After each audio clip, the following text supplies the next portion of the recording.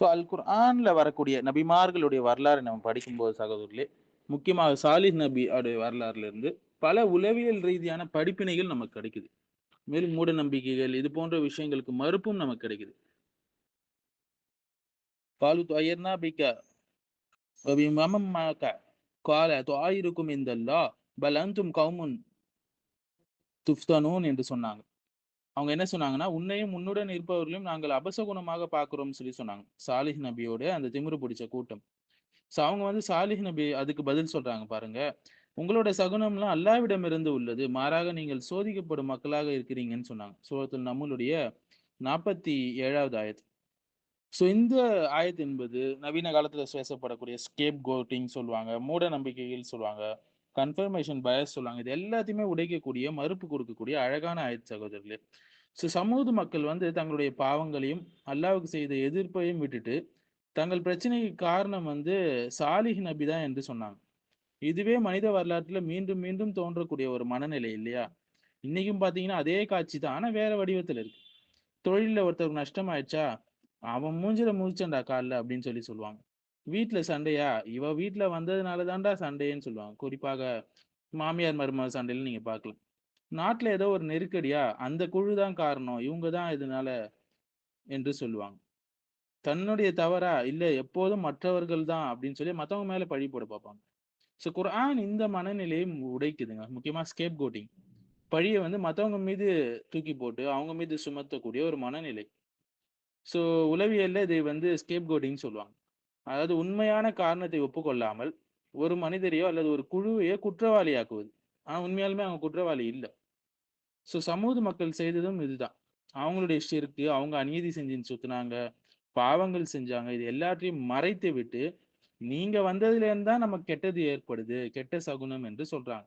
சாலிஹ் நபி அவங்களுடைய கூட்டத்த பார்த்து. நபியே குற்றம் சாட்டுனாங்க. இன்னைக்கு இது நடக்குது இல்லைங்களா?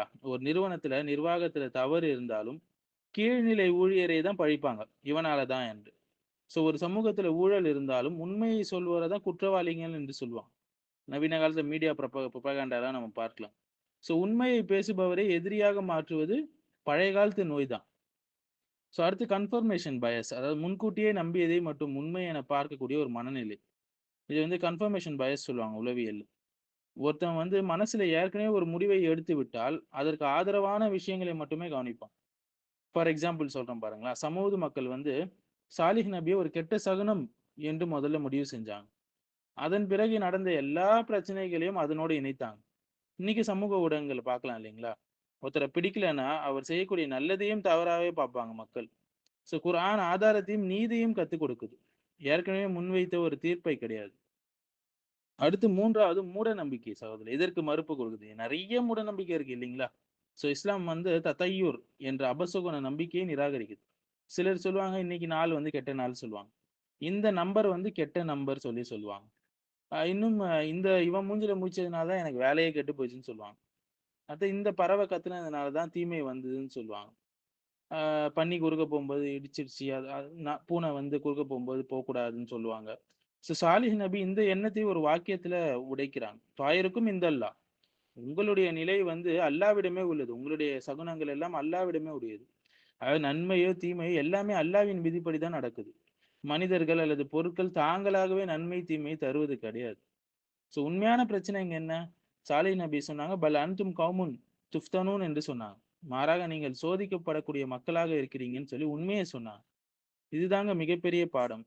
பிரச்சனை வந்துச்சுன்னா, யார் காரணம் என்பதை கேட்பதை விட, அல்லாஹ் என்னை வந்து என்ன கற்பிக்கிறான் இதன் மூலியமாக என்று கேட்பது தான் ஒரு மூமினுடைய பார்வையாக இருக்கும்.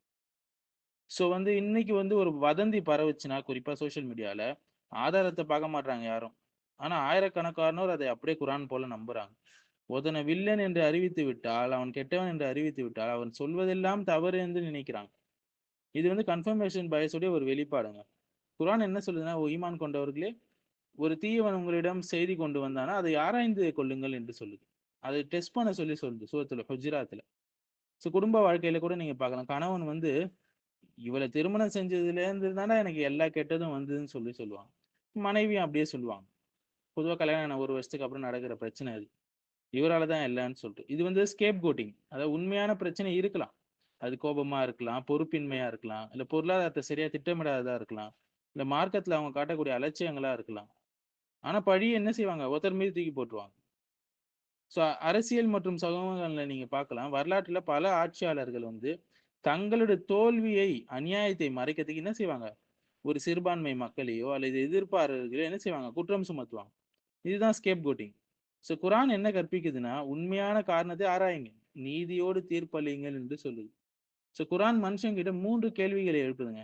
நான் என் தவறுகள ஒப்புக்கொள்றேனா? இது முதல் கேள்வி. 2வது ஆதாரம் இல்லாமல் பிறரை குற்றம் சாட்டுறேனா? இது 2வது கேள்வி. 3வது வந்து சோதனையை அல்லாவிடமிருந்து வந்த பரீட்சையாக பார்க்கிறேனா? இல்லையா? இது 3. இந்த 3ம் சரியான பதில் உங்ககிட்ட இருந்தா, மனிதனுடைய மூட நம்பிக்கையிலிருந்தும், அநீதியிலிருந்தும், உளவியல் தவறுகளிலிருந்தும் பாதுகாக்கப்படுவான். சாலிஹ் நபி சமூக மக்களிடம் கூறிய ஒரு பதில். இன்னைக்கு வந்து உளவியல், சமூக நடத்தை, ஊடக கலாச்சாரம், குடும்ப வாழ்க்கை, அரசியல் என்று அ அனைத்துக்கும் பொருந்தக்கூடிய விஷயமாக இருக்கு. உன்னால தான் எல்லாம் கெட்டது என்பது மனிதனுடைய உணர்ச்சி. ஆனால் நீங்க சோதிக்கப்படுகிறீர்கள் என்பது குர்ஆனுடைய தீர்ப்பாக இருக்குது. வந்து குர்ஆனுடைய பார்வைனா மூட நம்பிக்கை அறிவால உடைக்குதுங்க. பிறர் மீது பழி சுமத்துவதை நீதியால் உடைக்குது. ஒவ்வொரு சோதனையும் அல்லாஹ்வை நோக்கி திரும்புவதற்கான வாய்ப்பாக மாற்றுகிறது.